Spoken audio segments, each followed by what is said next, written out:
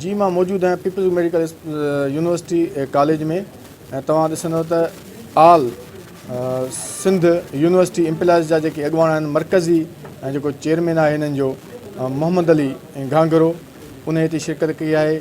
शकील चांडियो आहे। मुख़्तलिफ़ जेके 19 यूनिवर्सिटियूं आहिनि सिंध जूं, उन्हनि जा मुख़्तलिफ़ सिंध जे इलाइक़नि खां हिते एम्प्लॉइज़ जा मुलाज़िम आहिनि, जेके वाइस चांसलरनि जूं ॾाढायूं आहिनि।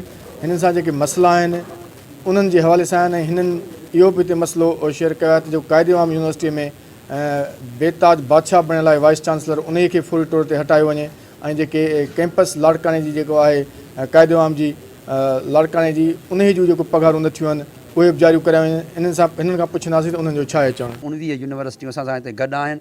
असांजी सिंध में असां सां तमामु वॾियूं नाजाइज़ियूं थी रहियूं आहिनि। असांजे सिंडिकेट में असांजी का मेंबरशिप कोन्हे, सेनेट में कोन्हे। उन खां सवाइ जेको CM जेके 10% पघारूं वधियूं आहिनि उहे असांखे अञा ताईं कोन थियूं मिलनि। ऐं उन खां सवाइ असांजे लाड़काणे यूनिवर्सिटी, लाड़काणे क़ाइदे आम यूनिवर्सिटी जे दोस्तनि खे पघारूं नथियूं मिलनि। हिते क़ाइदे आम यूनिवर्सिटी जे दोस्तनि सां तमामु घणा मसइला आहिनि ऐं कराची जे यूनिवर्सिटियुनि सां तमामु घणा मसइला आहिनि। ऐं इन्हनि सभिनी बजेटुनि जे करे असां हिते सभु गॾु थिया आहियूं। असां हिकिड़ो हिते ऐलान कयो आहे त असां हफ़्ते खां पोइ असां मरहलेवार पंहिंजी तहरीक हलाईंदासीं। सभ खां पहिरीं असां प्रेस कॉन्फ्रेंसूं कंदासीं ऐं हेड क्वार्टर्स में असांजूं यूनिवर्सिटियूं उते एहतजाज बि कंदियूं, प्रेस कॉन्फ्रेंस बि कंदियूं। ऐं उन खां पोइ बि जेकॾहिं असांजो आवाज़ु न ॿुधो वियो ऐं गौर वीचार न कयो वियो त उन खां पोइ असां कराची प्रेस क्लब ते पंहिंजो वॾे मां वॾो एहतजाज कंदासीं। असां आल सिंध यूनिवर्सिटीज़ तंज़ीम जा मेंबर आहियूं। यूनिवर्सिटीज़ में वॾा मसइला आहिनि, जीअं त डाउ मेडिकल यूनिवर्सिटी एतिरी पुराणी यूनिवर्सिटी आहे ऐं कोविड-19 में सभिनी खां वधि में वधि डाउ यूनिवर्सिटी जा मुलाज़िमीन सफ़र करे चुका आहिनि, जंहिंमें केतिरा ई पॉज़िटिव अची चुका आहिनि ऐं केतिरनि जी डेथ थी चुकी आहे।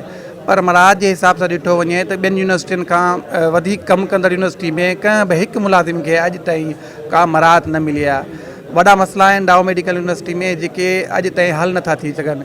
इन जे करे असां फेडरेशन जे अंडर आहियूं ऐं हिन जे अम्ब्रेला जे अंदरि कमु कयूं पिया था ऐं असां कोशिशि कयूं पिया था त पंहिंजे मुलाज़िमीन जे भलाई जे लाइ कमु थियनि। लोअर मुलाज़िमनि जा जॾहिं को बेनिफिट ईंदो आहे त उनखे हमेशह या लिंगरान कयो वेंदो आहे, बाबा कमेटी में वञे, सिंडिकेट में वञे, हीअं थिए, पर उहे मसइला हल न थींदा आहिनि। जेके कचा मुलाज़िम आहिनि उहे जनाह में कचा मुलाज़िम, उन्हनि खे परमानेंट पको ई नथो कयो वञे। उन्हनि जा इहे बुनियादी राइट्स आहिनि जेके असांजा राइट्स आहिनि, जिन खे 20-20 साल थी विया आहिनि हिकिड़े ग्रेड में ठहनि, उन्हनि जो आख़िरकार क़सूर कहिड़ो आहे। 2 महीननि खां जॾहिं त सिंध गवर्नमेंट पंहिंजे हेल्थ डिपार्टमेंट जे 1 ग्रेड खां वठी 22 ग्रेड ताईं जे मुलाज़िमनि खे सभिनी खे 2 महीननि खां अलाउंस जुलाई खां शुरू करे छॾियो आहे, पर डाउ यूनिवर्सिटी वटि को कमु कोन थियो आहे, कंहिंखे को अलाउंस न मिलियो आहे।